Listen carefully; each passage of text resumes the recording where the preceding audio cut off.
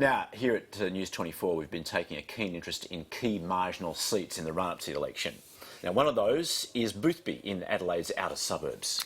Dr Andrew Southcott was first elected in 1996 and has held the seat for the past 5 elections. Here's our political editor, Lyndal Curtis, with Dr Southcott.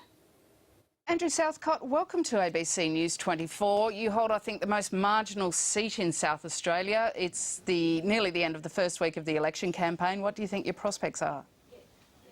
Look, I'm encouraged by the response I'm getting. We've still got 29 days to go. We've really been in campaign mode since the last election. Listening posts at shopping centres, train stations, electronic newsletters, a very strong door-knocking program, phone canvassing, all of the things that that members do to make sure that they're reaching out to voters and encouraging voters to support them as the best candidate. Is that almost the life of a marginal seat MP, that you're almost always in campaign mode, no matter what your colleagues in safer seats are doing? Well, that's right. I've got 102,000 voters in the electorate of Boothby, and we make sure that we're touching base with them and making sure that, you know, through our community surveys, through our phone canvassing, we have a good idea of what sort of issues they're interested in. Now, if we can go back to the answer you're about to give me, which I interrupted you, your prospects? Look, in terms of my prospects, I'll leave that for commentators to decide.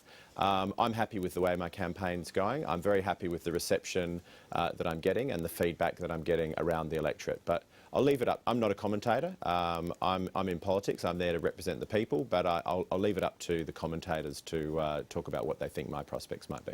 What sort of issues are you running on, and what sort of issues are you finding that your electors are wanting to know about?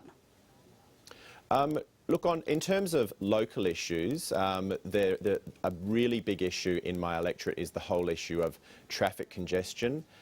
In Adelaide, infrastructure spending has just not kept pace with the growth of traffic.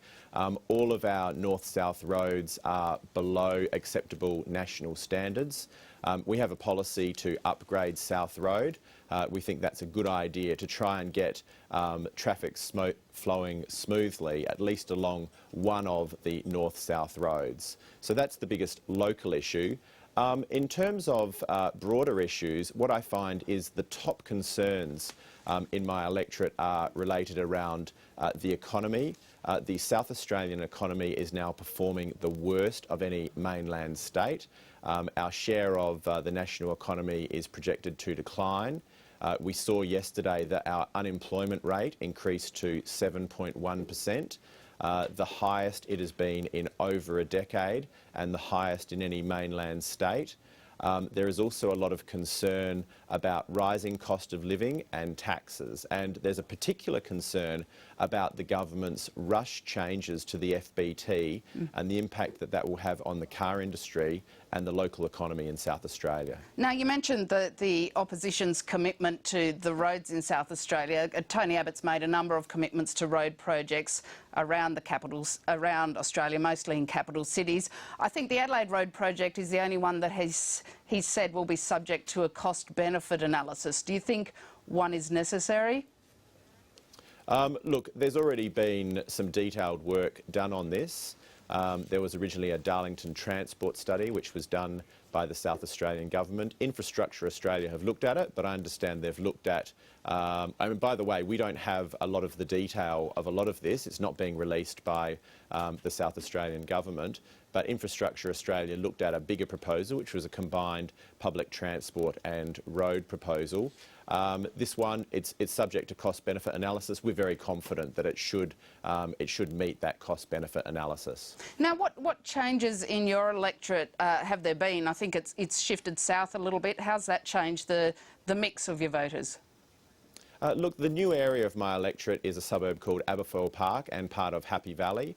And this is very much it's an outer suburban area, a lot of mortgages, a lot of families, and the sort of issues they're interested in are very much bread and butter issues. They've all got mortgages, they're concerned about the cost of living, they're concerned about where the economy's going, they're very concerned about jobs. They are also quite concerned about roads. The South Road project does impact particularly on them.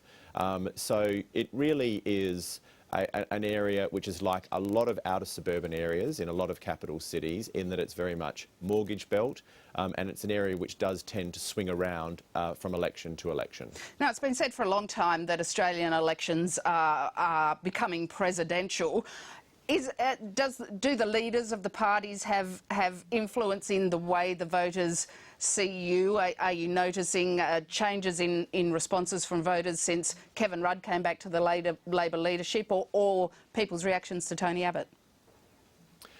Look, what I would say is that Labor's last two campaigns in Boothby have been very presidential, 2010 particularly, because Julia Gillard had very strong local credentials in Adelaide and particularly strong local credentials in my electorate of Boothby. The Labor Party really built their whole campaign around Julia Gillard's local credentials. Now, the problem for Kevin Rudd is he's the guy who came along and knifed the hometown girl. So I would not be expecting the Labor Party to be running a presidential-style campaign in Boothby this time around, as they have the last two elections. And the voters' reactions to Tony Abbott? Look, I think people know that Tony has been an experienced minister in a good government. I think that certainly what we've seen is people have had a look at him over the last 3.5 years, as opposition leader. I think Tony, they recognise Tony for his energy and for his experience as a successful minister in a good government. Andrew Southcott, thank you very much for joining us today. Thank you, Lyndal. Lyndal with Andrew Southcott, the member for Boothby.